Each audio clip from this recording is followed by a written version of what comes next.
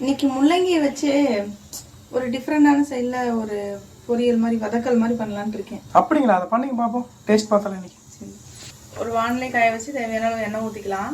எண்ணெய் ஊற்றிட்டு முள்ளங்கி நல்லா எண்ணெயில் ஃப்ரை பண்ணணும். அப்போ தான் அந்த இது நல்லா இருக்கும்.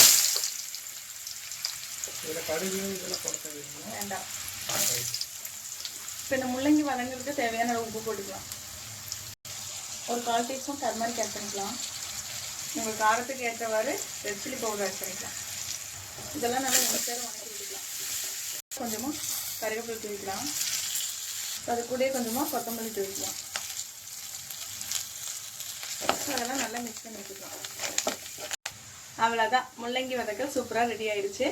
இதே மாதிரி வீட்டில் எல்லோரும் ட்ரை பண்ணி பார்த்துட்டு டேஸ்ட் எப்படி இருக்குன்னு சொல்லுங்கள். நம்ம சேனலை சப்ஸ்கிரைப் பண்ணாத ஃப்ரெண்ட்ஸ் எல்லாம் சப்ஸ்கிரைப் பண்ணிக்கோங்க. அப்படியே பக்கத்தில் இருக்கிற பெல் ஐக்கானை கிளிக் பண்ணிக்கோங்க.